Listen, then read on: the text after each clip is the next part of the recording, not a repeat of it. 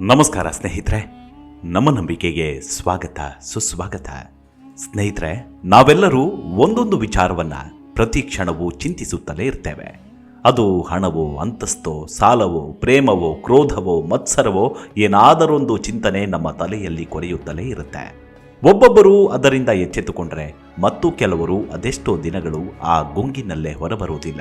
ಆ ಭ್ರಮೆಯೊಳಗೆ ಬದುಕುತ್ತಾ ಆ ಭ್ರಮೆಯೊಳಗೆ ಒಂದು ಮಹಲನ್ನು ಕಟ್ಟಿಕೊಳ್ಳುತ್ತಾ ಭ್ರಾಂತಿಗೆ ಒಳಗಾಗ್ತಾರೆ. ಪ್ರತಿಕ್ಷಣವೂ ಬೇರೊಬ್ಬರದ್ದೇ ಚಿಂತೆ, ಬೇರೊಬ್ಬರ ಬದುಕಿನದ್ದೇ ಮಾತುಕತೆ. ಅಯ್ಯೋ, ಅವನು ಹಾಗೆ, ಇವನು ಹೀಗೆ, ಅವಳು ಹೀಗಂತೆ, ಅವಳ ಲೈಫಲ್ಲಿ ಹೀಗಾಯ್ತಂತೆ, ಅವನು ಬಂದನಂತೆ, ಏನೋ ಆಯ್ತಂತೆ. ಹೀಗೆ ಅಂತೆ ಕಂತೆಗಳ ಸುಳಿಯೊಳಗೆ ಈಗಿನ ಬದುಕು ವಿಕೃತ ಆನಂದವನ್ನಂತೂ ಪಡೆದುಕೊಳ್ಳುತ್ತಲೇ ಇರುತ್ತೆ. ಅನುಕ್ಷಣವೂ ಎದುರಾಳಿ ಸೋಲನ್ನೇ ಈ ದುಷ್ಟ ಮನಸ್ಸು ಬಯಸುತ್ತಿರುತ್ತೆ. ಆದರೆ ಅದು ಬದುಕಲ್ಲ ಸ್ನೇಹಿತರೆ. ಬನ್ನಿ ಹಾಗಿದ್ರೆ ಇವತ್ತಿನ ಸಂಚಿಕೆಯಲ್ಲಿ ಒಂದಷ್ಟು ವಿಚಾರವನ್ನು ತಿಳಿದುಕೊಳ್ತಾ ಹೋಗೋಣ. ಸ್ನೇಹಿತರೆ, ಬದುಕಲ್ಲಿ ಎಲ್ಲವೂ ನಾವಂದುಕೊಂಡ ಹಾಗೆ ಆಗುತ್ತಾ? ಕೆಲವರಿಗೆ ಆಗಬಹುದು, ಕೆಲವರಿಗೆ ಆಗದಿರಲೂಬಹುದು. ಕೆಲವರಿಗೆ ಅಂದುಕೊಂಡದಕ್ಕಿಂತ ಹೆಚ್ಚಿಗೆ ಆಗಬಹುದು, ಕೆಲವರಿಗೆ ಅಂದುಕೊಂಡದ್ದು ಯಾವುದು ಆಗದಿರಬಹುದು. ಅಂದುಕೊಂಡಿದ್ದು ಆದಾಗ ಯಾವ ದೇವರ ನೆನಪೂ ಬರೋದಿಲ್ಲ. ಆದರೆ ಅದು ಆಗದಿದ್ದಾಗ ಅಥವಾ ಯಾವುದು ಆಗದಿದ್ದಾಗ ತಟಕ್ಕನೆ ನೆನಪಾಗೋದು ದೇವರು. ಅವನು ಬೇಕಾದನ್ನ ಕೊಡಲಿಲ್ಲ ಎಂದು ಅವನನ್ನು ಸುಖ ಸುಮ್ಮನೆ ದೂರ್ತೀವಿ. ಆದರೆ ಬದುಕನ್ನು ನಾವೆಷ್ಟು ಅರ್ಥ ಮಾಡಿಕೊಂಡಿದ್ದೇವೆ, ಅದಕ್ಕೆ ದೇವರೆಷ್ಟು ಕಾರಣ, ನಾವೆಷ್ಟು ಕಾರಣ ಎನ್ನುವುದನ್ನು ನಾವು ತಿಳಿದಿರೋದಿಲ್ಲ. ಕೆಲವರು ಎಲ್ಲವೂ ಪೂರ್ವಜನ್ಮದ ಕರ್ಮ ಎಂದು ಹೇಳಿಬಿಡ್ತಾರೆ. ವೇದ ಪೂರ್ವಜನ್ಮದ ಕರ್ಮದ ಬಗ್ಗೆಯೂ ಹೇಳುತ್ತೆ.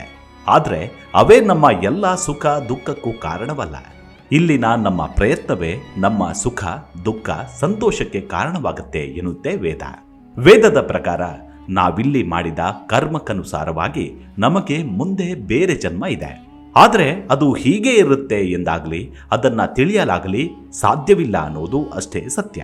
ಜಗತ್ತಿನ ಮುಂದುವರಿಕೆಗಾಗಿ ಆ ದೇವನೇ ಮಾಡಿದ ನಿಯಮಗಳ ಆಧಾರದಲ್ಲಿ ತಿಳಿಯುವ ಸಂಗತಿ ಅದು. ಅಂದರೆ ಮಾಡಿದ ಕರ್ಮಕ್ಕನುಸಾರವಾಗಿ ಒಂದು ರೀತಿಯ ಪರಿಸರ ನಮಗೆ ಈ ಜನ್ಮದಲ್ಲಿ ಸಿಗುತ್ತೆ. ನಾವಿಲ್ಲಿ ಮನುಷ್ಯ ಜನ್ಮದಲ್ಲಿ ಮಾತ್ರ ಅದನ್ನು ಉತ್ತಮಪಡಿಸಿಕೊಳ್ಳುವ ಅವಕಾಶವಿರುತ್ತೆ. ನಾವಿಲ್ಲಿ ಬದುಕಿದ್ದೇವೆ, ಅದು ಸತ್ಯ. ಅದರ ಅರಿವು ನಮಗಿದೆ. ಇಲ್ಲಿಂದ ಮುಂದೆಯೂ ನಮಗೆ ಬದುಕಿದೆಯಾ? ಇದೆ ಎಂದಾದರೆ ಮೊದಲು ಇದ್ದಿರಲೇಬೇಕಲ್ವಾ? ಹೋಗಿ ಕಂಡು ಅಲ್ಲಿ ಹೀಗಿದೆ ಎಂದು ವರದಿ ತಂದವರಾದರೂ ಯಾರು? ಪುರಾಣಗಳೇನೋ ಕಂಡು ಬಂದಂತೆ ವಿವರಣೆಯನ್ನು ಕೊಡ್ತಾವೆ. ಆದರೆ ವೇದ ವಾಸ್ತವದ ಆಧಾರದ ಮೇಲೆ ಉನ್ನತ ಮಟ್ಟದ ತರ್ಕದ ಮೂಲಕ ಅದರ ಬಗ್ಗೆ ವಿವರಿಸುತ್ತೆ. ಸತ್ತ ನಂತರ ಈ ಜೀವ ಎಲ್ಲಿ ಹೋಗುತ್ತೆ ಎನ್ನುವುದರ ಬಗ್ಗೆ ಅದಕ್ಕಿಂತ ಹೆಚ್ಚಿಗೆ ನಮ್ಮಿಂದ ಸಾಧ್ಯವಾಗದ ತರ್ಕ ಅದು. ಹಿಂದೆ ಅವನು ಇಂತಹ ಜನ್ಮ ಪಡೆದಿದ್ದ, ಮುಂದೆ ಇಂಥ ಜನ್ಮ ಪಡಿತಾನೆ ಎಂದು ಕಂಡಂತೆ ಹೇಳುವುದೆಲ್ಲ ಯಾರೋ ಹೇಳುವ ಕಲ್ಪನೆಗಳಷ್ಟೇ. ಅವೆಲ್ಲವನ್ನು ಸಾಧಿಸಿ ತೋರಿಸುವ ವಿಧಾನವಿದ್ದರೆ ನಂಬಬಹುದು. ಆದರೆ ವೇದದಲ್ಲಂತೂ ಹಾಗಿಲ್ಲ. ಯಾರು ಮಾಡಿದ ಕರ್ಮ ಯಾರಿಗೆ ಎಂದರೆ ಅವರವರು ಮಾಡಿದ್ದು ಅವರವರಿಗೆ ಅಷ್ಟೇ. ವೇದದ ಪ್ರಕಾರ ಕರ್ಮವನ್ನ ದೇವರಿಗೆ ಲಂಚದ ರೂಪದ ಕಾಣಿಕೆ ಕೊಟ್ಟಾಗಲಿ ಇನ್ನೊಬ್ಬರ ಪ್ರಯತ್ನದಿಂದಾಗಲಿ ಕಳೆದುಕೊಳ್ಳಲು ಸಾಧ್ಯವಿಲ್ಲ. ಹಾಗಾಗಿ ಅದು ಹರಕೆ, ಕಾಣಿಕೆ ಇತ್ಯಾದಿ ದಾರಿಗಳನ್ನು ಹೇಳೋದಿಲ್ಲ. ನಾವು ಮಾಡುತ್ತಿರುವುದೇನು ಎನ್ನುವ ಪ್ರಜ್ಞೆ ನಮಗಿರುತ್ತೆ. ಪಾಪ ಮಾಡಲು ಹೊರಡುವಾಗಲೇ ಅದು ನಮಗೆ ತಿಳಿಯುತ್ತೆ. ಆಗಲೇ ಆತ್ಮ ಸಾಕ್ಷಿ ನಮ್ಮನ್ನ ಎಚ್ಚರಿಸುತ್ತೆ. ಅದನ್ನ ಮೀರಿಯೇ ನಾವು ಪಾಪ ಮಾಡುವುದು. ಅಂದ್ರೆ ನಾವು ತಿಳಿದೆ ಪಾಪ ಮಾಡುವುದೇ ಹೊರತು ತಿಳಿಯದೆ ಅಲ್ಲ. ಅಕಸ್ಮಾತ್ ತಿಳಿಯದೆ ಮಾಡಿದ್ರೆ ಅದಕ್ಕೆ ಪಾಪದ ಲೇಪವು ಕಮ್ಮಿಯೇ. ಯಾಕಂದ್ರೆ ತಿಳಿದು ಮಾಡಿದ್ದೆಷ್ಟು, ತಿಳಿಯದೆ ಆಗಿದ್ದೆಷ್ಟು ಎನ್ನುವುದನ್ನ ಅರ್ಥ ಮಾಡಿಕೊಳ್ಳುವಷ್ಟು ಪ್ರಜ್ಞೆ ಸೃಷ್ಟಿಸಿದವನಿಗಿರುತ್ತೆ. ಇವೆಲ್ಲವೂ ಅವನು ರೂಪಿಸಿದ ಜಗತ್ತಿನ ನಿಯಮದೊಳಗೆ ಬರುತ್ತೆ. ಬದುಕಿದ್ದಾಗ ಹೆತ್ತವರ ಸೇವೆ ಮಾಡುವುದು ಮಕ್ಕಳ ಕರ್ತವ್ಯ. ಅದು ನಮಗೆ ತಿಳಿಯದ್ದಲ್ಲ. ಸತ್ತ ಮೇಲೆ ಅವರಿಗಾಗಿ ಮಾಡುವುದಕ್ಕೆ ನಿಮ್ಮ ಬಳಿ ಏನಿದೆ? ಅದು ನಿಮ್ಮ ಕೆಲಸ ಅಲ್ಲ, ಅದು ಭಗವಂತ ನೋಡಿಕೊಳ್ತಾನೆ ಎನ್ನುವುದು ವೇದದ ಸಾರ. ಚದುರಂಗ ಆಡುವಾಗ ಎದುರಾಗುವ ಆಪತ್ತುಗಳಿಂದ ಪಾರಾಗಲು ಹಲವು ದಾರಿಗಳಿರ್ತಾವೆ, ನಿಜ. ಆದರೆ ಆತಂಕದಿಂದ ಎದುರಿರುವ ಆಪತ್ತಿನತ್ತವೇ ದೃಷ್ಟಿ ನೆಟ್ಟರೆ ಪಕ್ಕದಲ್ಲೇ ದಾರಿ ಇದ್ದರೂ ನಮಗೆ ಕಾಣಿಸೋದಿಲ್ಲ. ಹಾಗೆ ಬದುಕಿನಲ್ಲಿ ಕಷ್ಟ ಬಂದಾಗ ಕಷ್ಟವನ್ನೇ ದೃಷ್ಟಿಸದೆ, ಆತಂಕ ಪಡದೆ, ದುಃಖ ಸಂಕಟಗಳಿಗೊಳಗಾಗದೆ ಪಕ್ಕದಲ್ಲೇ ಇರುವ ದಾರಿ ಹುಡುಕುವುದು ಬುದ್ಧಿ ಮತ್ತು ಜ್ಞಾನ ಇರುವವರ ಲಕ್ಷಣ. ಚದುರಂಗದಾಟವನ್ನು ರೂಪಿಸಿದವರು ನಾವು. ಅದರಲ್ಲಿ ಗೆಲ್ಲುವ ಸೋಲುವ ಅವಕಾಶಗಳು ಸಮಸಮವಾಗಿದ್ದು, ಯಾರಿಗೆ ಆಟದ ಬಗ್ಗೆ ಜ್ಞಾನ, ಹೆಚ್ಚು ಬುದ್ಧಿ, ಚತುರತೆ ಇದೆಯೋ ಅವರು ಗೆಲ್ತಾರೆ. ಆದರೆ ಬದುಕಿನ ಚದುರಂಗದಾಟದಲ್ಲಿನ ನಿಯಮಗಳನ್ನು ರೂಪಿಸಿದವನು ಭಗವಂತ. ಬೇಕಾದರೂ ಬೇಡವಾದರೂ ಇಲ್ಲಿ ನಿಯಮದ ಪ್ರಕಾರ ಬದುಕಿನಾಟವನ್ನಂತೂ ನಾವು ಆಡಲೇಬೇಕು. ನಮಗೆ ಬೇರೆ ಯಾವುದೇ ದಾರಿ ಇಲ್ಲ. ನಿಯಮವನ್ನ ತಿಳಿದು ಆಡಿದರೆ ಸುಖ ಸಂತೋಷ ಸಿಗುತ್ತೆ. ಪೂರ್ತಿಯಲ್ಲದಿದ್ದರೂ ಒಂದು ಮಟ್ಟದವರೆಗೆ ತಿಳಿಯುವ ಅವಕಾಶವಂತೂ ಎಲ್ಲರಿಗೂ ಇದ್ದೇ ಇರುತ್ತೆ. ಆದರೆ ನಿಯಮ ತಿಳಿದು ಆಡಿದ್ರು ತಿಳಿಯದೆ ಆಡಿದ್ರು ಬದುಕಿನ ಈ ಚದುರಂಗದಾಟದಲ್ಲಿ ಕಷ್ಟಗಳನ್ನು ದಾಟಿ ಮುಂದುವರೆದ್ರು ಎಲ್ಲಿಯವರೆಗೆ ಮುಂದುವರಿಯಬಹುದು? ಸಾವಿನವರೆಗೆ ಮಾತ್ರ. ಇಲ್ಲಿ ನಮ್ಮ ಎದುರಾಳಿಯ ಸಾವು, ಅದು ಬಂದಾಗ ಸೋಲು ನಿಶ್ಚಿತ. ಅಲ್ಲಿಗೆ ನಮ್ಮ ಆಟ ಕೊನೆಗೊಳ್ಳುತ್ತೆ. ಆದರೆ ಸೋಲು ನಿಶ್ಚಿತ ಎಂದು ಮೊದಲೇ ಸೋತು ಕೂರುವುದಲ್ಲ. ವೇದ ಹೇಳುತ್ತೆ, ಬದುಕು ಒಂದು ಚದುರಂಗದಾಟ, ಅದರಲ್ಲಿ ಸಾವು ಎನ್ನುವ ಸೋಲು ಬರುವುದಂತೂ ನಿಶ್ಚಿತ. ಅದನ್ನ ಗೆಲ್ಲುವ ಶಕ್ತಿ ನಿನಗಿಲ್ಲ, ಅದನ್ನ ಒಪ್ಪಿಕೋ. ಆದರೆ ಸಾವಿಗೆ ಹೆದರಬೇಡ. ಬದುಕಿನ ಕೊನೆ ಕ್ಷಣದವರೆಗೆ ಸಾವನ್ನ ತಪ್ಪಿಸಲು ಹೋರಾಡುತ್ತಲೇ ಇರು. ಆ ಅವಕಾಶ ನಿನಗಿದೆ. ಇರುವ ಬದುಕನ್ನ ಸಂತಸದಿಂದ ಕಳೆ. ಇಲ್ಲಿ ಏನನ್ನು ಸಾಧಿಸಲು ಸಾಧ್ಯವೋ ಅದನ್ನ ಸಾಧಿಸು. ಹಾಗೆ ಸಾವನ್ನು ಸಂತೋಷದಿಂದಲೇ ಎದುರಿಸು. ಸಾವು ನಿನಗಲ್ಲ, ನಿನ್ನ ಶರೀರಕ್ಕೆ. ಆಗ ಹಳೆ ಬಟ್ಟೆ ಕಳಚಿ ಹೊಸ ಬಟ್ಟೆ ಧರಿಸಲು ಸಿದ್ಧನಾಗು. ನಿನಗೆ ಸಿಕ್ಕಿದ ಈ ಶರೀರ ರೂಪದಲ್ಲಿ ಇಲ್ಲಿ ಏನೆಲ್ಲ ಸಂತಸ, ಸುಖ, ಭೋಗವನ್ನು ಸವಿಯಲು ಸಾಧ್ಯವೋ ಅವೆಲ್ಲವನ್ನು ನ್ಯಾಯದಿಂದ ಪಡೆದು ಕೊಟ್ಟವನನ್ನ ನೆನೆದು ಅನುಭವಿಸಿ ಅಂತಿಮವಾಗಿ ನಿನ್ನ ಕೈ ಮೀರಿದ ಮೇಲೆ ಸಾವನ್ನ ಸಂತೋಷದಿಂದಲೇ ಸ್ವಾಗತಿಸು. ಅಂದ್ರೆ ಬದುಕನ್ನ ಸೋಲು ಗೆಲುವುಗಳಿಂದ ಕೂಡಿದ ಒಂದು ಆಟ ಎಂದು ತೆಗೆದುಕೊಂಡರೆ ನಮಗೆ ಅದರಲ್ಲಿನ ಖುಷಿಯನ್ನ ಅನುಭವಿಸಲು ಸಾಧ್ಯವಾಗುತ್ತೆ. ಎಂತಹ ಸಕಾರಾತ್ಮಕ ಚಿಂತನೆ ಇದರಲ್ಲಿದೆ ಗಮನಿಸಿ. ನಮಗೆ ಅದಿಲ್ಲ ಇದಿಲ್ಲ, ಕಷ್ಟ ನಮಗೆ ಮಾತ್ರ ಬರೋದಾ? ಉಳಿದವರಿಗೆಲ್ಲ ಸುಖ ಇದೆ. ಕಷ್ಟ ಬಂದಾಗ ಸಾವೇಗತಿ ಎನ್ನದೆ ಪಡೆಯುವುದನ್ನ ಸರಿ ದಾರಿಯಲ್ಲಿ ಪಡೆಯುವ, ಪಡೆದಿರುವುದನ್ನ ಸರಿಯಾಗಿ ವಿನಿಯೋಗಿಸುವ, ಕೊನೆಯವರೆಗೆ ಬದುಕಿಗಾಗಿ ಹೋರಾಡುವ, ಸಂತಸದಿಂದ ಬದುಕನ್ನ ಕಳೆಯುವ, ಎಲ್ಲೂ ನೊಂದುಕೊಳ್ಳದೆ ಜ್ಞಾನ ಸಂಪಾದನೆಯ ದಾರಿಯಲ್ಲಿ ಸಾಗುವ ಎಲ್ಲ ಸಕಾರಾತ್ಮಕ ದಾರಿಗಳನ್ನು ವೇದ ತೆರೆದು ತೋರಿಸುತ್ತೆ. ಮೇಲಿಂದ ಮೇಲೆ ನೋಡಿದಾಗ ಇದರಲ್ಲೇನಿದೆ ಎನಿಸಬಹುದು. ಮನುಷ್ಯನಿಗೆ ತನ್ನಿಂದ ತಪ್ಪಿಸಲಾಗದ ಸಾವಿನ ಕಲ್ಪನೆ ಘೋರ. ಅದರಲ್ಲೂ ಬದುಕಿನುದ್ದಕ್ಕೂ ಪಾಪಗಳನ್ನೇ ಮಾಡಿದ ವ್ಯಕ್ತಿಗಂತೂ ಬದುಕಿನ ಕೊನೆ ಮತ್ತೂ ಘೋರ. ಕೊನೆ ಗಳಿಗೆಯಲ್ಲಿ ಎಲ್ಲವನ್ನ ತಿಳಿದರೂ ಅದರಿಂದೇನು ಪ್ರಯೋಜನವಿಲ್ಲ. ಬದುಕಿನ ಆರಂಭದ ಹಂತದಲ್ಲೇ ಜ್ಞಾನ ಪ್ರಾಪ್ತಿ ಮಾಡಿಕೊಂಡರೆ ಬದುಕಿನುದ್ದಕ್ಕೂ ಅದನ್ನು ಸುಖವಾಗಿ ಸಾರ್ಥಕವಾಗಿ ಕಳೆಯಬಹುದು. ಅದಕ್ಕಾಗಿಯೇ ಬಾಲ್ಯದಲ್ಲಿ ವೇದ ವಿಚಾರಗಳು ಎಲ್ಲರಿಗೂ ತಲುಪಬೇಕಾದ್ದು. ಸರಿಯಾಗಿ ನಡೆದುಕೊಂಡರೆ ಕೊನೆಗಾಲದಲ್ಲಿ ಪಾಪ ಪ್ರಜ್ಞೆ ಕಾಡದು. ಎಲ್ಲವನ್ನು ಮುಗಿಸಿ ಬದುಕಿನ ಸಂಧ್ಯಾ ಸಮಯದಲ್ಲಿ ಸಾವನ್ನ ಎದುರು ನೋಡುವಾಗ ಕೂಡ ಭಯ ಕಾಡದಂತೆ, ಬದುಕು ಎಲ್ಲೂ ಘೋರವಾಗದಂತೆ ನಡೆದುಕೊಳ್ಳುವ ದಾರಿಗಳನ್ನು ವೇದ ಹೇಳುತ್ತೆ. ಸತ್ಯ ಮತ್ತು ಧರ್ಮದ ದಾರಿಯಲ್ಲೂ ನಡೆಯಬೇಕು. ಪಾಪಗಳನ್ನು ಮಾಡಬಾರದು. ನಾವು ಸುಖವಾಗಿ ಬದುಕಬೇಕು. ನಮ್ಮೊಂದಿಗೆ ಉಳಿದವರು ಬದುಕಬೇಕು. ನಮ್ಮ ಮುಂದಿನ ಪೀಳಿಗೆಯು ಸುಖ ಬದುಕನ್ನು ಸಾಗಿಸಬೇಕು. ಹಾಗೆ ಜ್ಞಾನವನ್ನು ಸಂಪಾದಿಸಬೇಕು. ಪ್ರತಿಯೊಂದನ್ನು ಪ್ರಜ್ಞಾಪೂರ್ವಕವಾಗಿ ಮಾಡಬೇಕು. ಇದನ್ನೆಲ್ಲ ಅರಿಯುವ ಶಕ್ತಿ ಮಾನವರಾದ ನಮಗಿದೆ. ಬೇಕಾದ್ದು ಅವೆಲ್ಲವನ್ನು ಪಡೆದುಕೊಳ್ಳುವ, ನಮ್ಮನ್ನು ನಾವು ಅರಿತು ನಡೆದುಕೊಳ್ಳುವ ತಿಳುವಳಿಕೆ. ಅಂತಹ ಜ್ಞಾನವನ್ನು ಕೊಡುವುದೇ ವೇದದ ವಿಚಾರಗಳು. ವೇದದಲ್ಲಿ ವ್ಯಕ್ತಿ ವಿಕಸನ ಎಲ್ಲಿದೆ ಎಂದು ಕೇಳುವವರಿರ್ತಾರೆ. ಸರಿಯಾದ ವ್ಯಕ್ತಿತ್ವ ವಿಕಸನ ವಿಷಯಗಳಿರುವುದೇ ವೇದದಲ್ಲಿ. ವ್ಯಕ್ತಿತ್ವ ವಿಕಸನ ಎಂದರೆ ಹಣ ಸಂಪಾದಿಸುವುದು, ನಯವಾದ ಕಪಟತನದ ಮಾತುಕತೆ ತಿಳಿದಿರುವುದು, ತೋರಿಕೆಯ ಶಿಸ್ತುಬದ್ಧ ಜೀವನ ಸಾಗಿಸುವುದಾಗಲಿ ಅಲ್ಲ. ಬದುಕಿನ ಎಲ್ಲ ಕಷ್ಟ ಸುಖಗಳನ್ನು ಸಮನಾಗಿ ತೆಗೆದುಕೊಳ್ಳುವ, ನಾವು ಇತರರು ಸುಖ ಬದುಕು ಸಾಗಿಸುವ, ಸಕಾರಾತ್ಮಕ ಚಿಂತನೆಗಳಿಂದ ಮನಸ್ಸು ಮತ್ತು ಶರೀರವನ್ನು ಸುಸ್ಥಿತಿಯಲ್ಲಿಡುವ, ನಾನಾ ರೀತಿಯಿಂದ ನಮ್ಮ ಸರ್ವತೋಮುಖ ಅಭಿವೃದ್ಧಿ ಸಾಧಿಸಿ ನಾವೊಬ್ಬ ಅತ್ಯುತ್ತಮ ವ್ಯಕ್ತಿಯಾಗುವುದೇ ವ್ಯಕ್ತಿತ್ವ ವಿಕಸನ. ತೋರಿಕೆಯ ಒಣ ಪ್ರತಿಷ್ಠೆಯ ಬದುಕನ್ನಾಗಲಿ, ಅನವಶ್ಯ ಆಡಂಬರದ ಬದುಕನ್ನಾಗಲಿ, ಜ್ಞಾನವಿಲ್ಲದೆ ಹೇಗೋ ಬದುಕನ್ನು ಕಳೆಯುವ ಕ್ರಮವನ್ನಾಗಲಿ ವೇದ ಹೇಳದೆ ನಿಜವಾಗಿ ವ್ಯಕ್ತಿತ್ವ ಅರಳಿಸುವ ಕ್ರಮವನ್ನ ಮಾತ್ರ ಹೇಳುತ್ತೆ.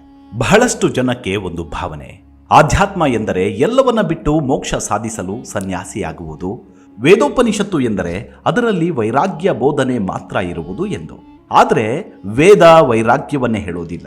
ಹಾಗಾಗಲು ಕಾರಣ, ಉಪನಿಷತ್ತನ್ನು ಭಾಷಾಂತರಿಸಿದ ಕೆಲವರು ಅದರಲ್ಲಿ ಸನ್ಯಾಸದ ಬಗ್ಗೆ ವಿವರಿಸಿದ ವೈರಾಗ್ಯವನ್ನೇ ವಿಶೇಷವಾಗಿ ವೈಭೀಕರಿಸಿ ಹೇಳಿದ್ದಾರೆ. ವೇದದಲ್ಲಿನ ಒಂದು ವಿಚಾರದ ಮುಂದುವರಿಕೆ ಉಪನಿಷತ್ತು. ಎಲ್ಲದರ ಜೊತೆಗೆ ಅದರಲ್ಲಿ ಆಸಕ್ತಿ ಇರುವವರಿಗಾಗಿ ಅದರ ಬಗ್ಗೆ ವಿವರಣೆ ಅಷ್ಟೇ. ಹಾಗೆಂದು ಅದರ ವಿಷಯ ಹೇಳದೆಯೂ ಇಲ್ಲ. ವೇದ ಗೃಹಸ್ಥ ಧರ್ಮಕ್ಕೆ ಹೆಚ್ಚಿನ ಪ್ರಾಧಾನ್ಯತೆ ಕೊಡುತ್ತೆ. ಗೃಹಸ್ಥನಾಗಿದ್ದುಕೊಂಡೇ ಜ್ಞಾನಪೂರ್ವಕವಾಗಿ ಸರಿದಾರಿಯಲ್ಲಿ ನಡೆದು ಹಂತ ಹಂತವಾಗಿ ಉತ್ತಮ ಮಟ್ಟ ತಲುಪುವ ವಿಧಾನವನ್ನ ಅದು ಹೇಳುತ್ತೆ. ಗೃಹಸ್ಥನಾಗಿದ್ದುಕೊಂಡು ಎಲ್ಲ ಸುಖವನ್ನ ಸರಿಯಾಗಿ ಅನುಭವಿಸಿಯೇ ಸಹಜವಾಗಿ ಎಂಬಂತೆ ವೃದ್ಧಾಪ್ಯದಲ್ಲಿ ವೈರಾಗ್ಯ ಮನೋಭಾವ ತಾಳಿ ಬದುಕನ್ನ ಸುಖವಾಗಿ ಕಳೆದೆ ಮುಂದಿನ ಜನ್ಮದಲ್ಲೂ ಸುಖ ಪಡೆಯುವ ದಾರಿಯನ್ನ ಅದು ತೋರಿಸಿಕೊಡುತ್ತೆ. ಸಮಾಜದಲ್ಲಿ ನಾನಾ ಮನೋಭಾವದವರಿರುವಂತೆ ಸನ್ಯಾಸತ್ವ ಸ್ವೀಕರಿಸಲು ಇಷ್ಟಪಡುವವರು, ಹುಟ್ಟಿನಿಂದಲೇ ವೈರಾಗ್ಯ ಮನೋಭಾವ ಇರುವವರು ಇರ್ತಾರೆ. ಅಂಥವರಿಗೆ ಮಾತ್ರ ಸನ್ಯಾಸ ಅವರು ಮಾಡಬೇಕಾದ ಕರ್ಮಗಳ ಬಗ್ಗೆಯೂ ತಿಳಿಸಿಕೊಡುತ್ತೆ. ನಮ್ಮದು ಸುಖ ದುಃಖ ಕಷ್ಟ ನಷ್ಟ ಸಂತೋಷಗಳ ಮಿಶ್ರಣದ ಬದುಕು. ಪ್ರತಿಯೊಬ್ಬರೂ ಕಷ್ಟ ಸುಖಗಳನ್ನು ಎದುರಿಸುತ್ತಲೇ ಮುಂದೆ ಸಾಗಬೇಕು. ಏನೆಲ್ಲ ಸೌಭಾಗ್ಯ ಇದೆ ಎಂದುಕೊಂಡವರಿಗೂ ಕಷ್ಟ ದುಃಖಗಳಿವೆ, ಏನೂ ಇಲ್ಲ ಎಂದುಕೊಂಡವರಿಗೂ ಸುಖ ಪಡೆಯುವ ದಾರಿಗಳಿವೆ. ಸುಖ ಇರುವುದೇ ನಮ್ಮೊಳಗೆ. ನಮ್ಮ ರೀತಿ ನೀತಿ ನಡೆ ನುಡಿಯೊಳಗೆ ಬದುಕನ್ನು ಯಾವ ರೀತಿ ನಡೆಸುತ್ತೇವೆ, ಸಮಸ್ಯೆಗಳನ್ನು ಹೇಗೆ ತೆಗೆದುಕೊಂಡು ಅವುಗಳನ್ನು ಹೇಗೆ ಎದುರಿಸುತ್ತೇವೆ, ಎಷ್ಟು ಜ್ಞಾನ ಪಡೆದಿದ್ದೇವೆ, ಎಷ್ಟು ಅಜ್ಞಾನ ನಮ್ಮನ್ನು ಆವರಿಸಿದೆ ಇತ್ಯಾದಿಗಳೊಳಗೆ ನಮ್ಮ ಸುಖ ದುಃಖವು ತಳುಕು ಹಾಕಿಕೊಂಡಿರುತ್ತೆ. ಸುಖ ಎನ್ನುವುದೊಂದೇ ನಮ್ಮೊಳಗೆ ಅಡಗಿರುವ ಮಾನಸಿಕ ಸ್ಥಿತಿಯೇ ಹೊರತು ನಾವು ತಿಳಿದಂತೆ ಐಷಾರಾಮ ಭೋಗ ವಸ್ತುಗಳ ಒಳಗಿರುವುದಲ್ಲ. ಅತ್ಯಂತ ಶ್ರೀಮಂತನು ದುಃಖಿತನಾಗಿರಬಹುದು. ಹಣವಿಲ್ಲದ ಬದುಕು ಕಷ್ಟ, ಆದರೆ ಹಣವೊಂದರಿಂದಲೇ ಬದುಕು ಅಲ್ಲ. ಏನೂ ಇಲ್ಲದ ಬಡವನು ಸುಖವಾಗಿ ಬದುಕು ಕಳೆಯಬಲ್ಲ. ಬೆಲೆ ಬಾಳುವ ಕಾರಿನಲ್ಲಿ ದಾರಿಯನ್ನು ಕ್ರಮಿಸಬೇಕಾದ ದಂಪತಿ ಜಗಳವಾಡುತ್ತಾ ದಾರಿ ಸವೆಸಿದರೆ ಅವರು ದುಃಖಿತರು. ಬಡ ದಂಪತಿಗಳು ಬಸ್ಸಿನಲ್ಲಿ ನಗುನಗುತ್ತಾ ಕಷ್ಟ ಸುಖ ಮಾತನಾಡುತ್ತಾ ಒಬ್ಬರನ್ನೊಬ್ಬರು ಗೌರವಿಸುತ್ತಾ ಪ್ರೀತಿಯಿಂದ ಅದೇ ದಾರಿಯಲ್ಲಿ ಕ್ರಮಿಸುತ್ತಿದ್ದರೆ ಅವರು ನಿಜವಾದ ಸುಖಿಗಳು. ಅತ್ಯಂತ ಸುಂದರಿಯಾದ ಪತ್ನಿ ಇದ್ದರೂ ಅವಳು ಮತ್ತೊಬ್ಬನ ಮೇಲೆ ಮನಸ್ಸನ್ನು ನೆಟ್ಟಿದ್ದಾಳೆ ಎಂಬ ಭಾವನೆ ಬಂದರೆ ಗಂಡನಿಗೆ ಎಲ್ಲಿ ಸುಖ? ಎಂತಹ ಬಡ ತಾಯಿಯಾದರೂ ಹಸಿದ ಮಗುವಿಗೆ ಹಾಲುಡಿಸುವಾಗ ಸುಖದ ಪರಾಕಾಷ್ಠೆಗೆ ತಲುಪುತ್ತಾಳೆ. ಬಡವ ಎನ್ನುವವನಿಗೆ ಹಸಿದು ಉಣ್ಣುವಾಗ ದುಃಖ ಎನಿಸೋದಿಲ್ಲ. ಬಡತನ ಕಷ್ಟ ಎಂದುಕೊಂಡವ ತನ್ಮಯನಾಗಿ ಸಂಗೀತ ಕೇಳುತ್ತಿದ್ದರೆ ಆಗ ಕಷ್ಟಗಳ ನೆನಪೇ ಆಗುವುದಿಲ್ಲ. ಅಂದರೆ ಈ ಸುಖ ಎನ್ನುವುದು ನಮ್ಮ ಮನಸ್ಸಿನ ಒಂದು ಭಾವನೆಗೆ ಹೊರತು ಬೇರಲ್ಲ. ಮೂಲಭೂತ ಅವಶ್ಯಕತೆಗೆ ಕೊರತೆಯಾದರೆ ಮಾತ್ರ ಅದು ಬಡತನ. ಗಂಡು ಹೆಣ್ಣುಗಳ ಸೃಷ್ಟಿಗೆ ಕಾರಣವೇ ವಂಶಾಭಿವೃದ್ಧಿ. ವೇದ ಸನ್ಯಾಸಿಯಾಗು ಎನ್ನುವುದಿಲ್ಲ, ಬದಲಿಗೆ ಗೃಹಸ್ಥ ಧರ್ಮದಲ್ಲಿ ನಡೆದುಕೊಳ್ಳಬೇಕಾದ ರೀತಿಯನ್ನು ವಿವರಿಸುತ್ತೆ. ಈ ಬದುಕು ನಶ್ವರವಾದ್ದರಿಂದ ವೈರಾಗ್ಯ ತಾಳು ಎನ್ನದೆ ಗೃಹಸ್ಥನಾಗಿ ಇಲ್ಲಿ ಆ ದೇವನು ಕೊಟ್ಟ ಸಕಲ ಸಂಪತ್ತನ್ನು ಪಡೆದು ಅನುಭವಿಸು. ಆದರೆ ಪಡೆಯುವ ದಾರಿ ಸರಿಯಾಗಿರಲಿ. ಪಡೆದದ್ದನ್ನು ನೀನೊಬ್ಬರೇ ಅನುಭವಿಸುವುದಲ್ಲ, ಅದು ಇತರರಿಗೂ ದಕ್ಕುವಂತೆ ಮಾಡು. ನ್ಯಾಯದ ದುಡಿಮೆಯಲ್ಲಿ ಎಷ್ಟು ಸಿಗುತ್ತದೋ ಅದೇ ಅತ್ಯಂತ ಹೆಚ್ಚಿನದು ಎಂದು ತಿಳಿದುಕೋ. ಅದರಲ್ಲೇ ತೃಪ್ತಿಯನ್ನು ಪಡು.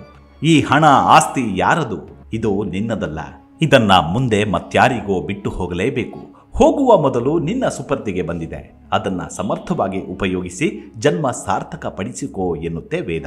ನದಿಯನ್ನ ದಾಟುವಾಗ ಎದುರಾಗುವ ಕಲ್ಲು ಬಂಡೆಗಳಂತೆ ಕಷ್ಟ ಸುಖಗಳು ಎದುರಾಗುತ್ತಲೇ ಇರ್ತಾವೆ. ಹಾಗೆಂದು ಅವಕ್ಕೆ ಹೆದರದೆ ದಾಟುವ ಕ್ರಮಗಳನ್ನು ಕಲಿತುಕೊಳ್ಳಿ ಎನ್ನುತ್ತಾ ಹಣವನ್ನು ಯಾವ ದಾರಿಯಲ್ಲಿ ಸಂಪಾದಿಸಬೇಕು, ಯಾವ ಹಣ ನಮ್ಮ ಮೈಗೆ ಹತ್ತುತ್ತೆ, ಅನ್ಯಾಯ ಮಾರ್ಗದ ದಾರಿಗಳು ಮುಂದೆ ಹೇಗೆ ನಮಗೆ ದುಃಖವನ್ನು ತರುತ್ತವೆ ಎನ್ನುವುದನ್ನೆಲ್ಲ ವಿವರಿಸುತ್ತಾ ಉತ್ತಮ ಬದುಕಿಗೆ ಪೂರಕವಾದ ಧನವನ್ನು ಸಂಪಾದಿಸಿ ಅದನ್ನು ಕೂಡಿಡದೆ ಉತ್ತಮವಾಗಿಯೇ ವಿನಿಯೋಗಿಸಿ, ಸರಿಯಾದ ರೀತಿಯಲ್ಲೇ ಅತ್ಯುತ್ತಮವಾದ ಭೋಗ ಜೀವನವನ್ನು ಅನುಭವಿಸಿ, ಕೊನೆಗೆ ಸಾವು ಎದುರಾಗುವಾಗಲೂ ಸಕಾರಾತ್ಮಕವಾದ ಭಾವನೆಯಿಂದಲೇ ಅದನ್ನು ಸ್ವೀಕರಿಸಿ ಆದರ್ಶವಾದ ಸಾರ್ಥಕ ಬದುಕನ್ನು ಕಳೆಯಿರಿ ಎಂದು ವೇದ ಹೇಳುತ್ತೆ. ಶತಹಸ್ತ ಸಮಾಹರ ಸಹಸ್ರ ಹಸ್ತ ಸಂಕಿರ ಕೃತಸ್ಯ ಕಾರಸ್ಯ ಚೇಹ ಸ್ಪಾತಿಂ ಸಮಾವಹ ಎಂದು ವೇದ ಹೇಳುತ್ತೆ. ಅಂದರೆ, ಹೇ 100 ಕೈಗಳುಳ್ಳವನೇ ಸಂಪತ್ತನ್ನ ಸಂಪಾದಿಸು, ಹೇ 1000 ಕೈಗಳುಳ್ಳವನೇ ಅದನ್ನ ಹಂಚು, ನೀನು ಮಾಡಿದ ಕಾರ್ಯದ ವಿಸ್ತಾರವನ್ನ ಇಲ್ಲಿಯೇ ಸಾಧಿಸಿಕೋ ಎಂದು.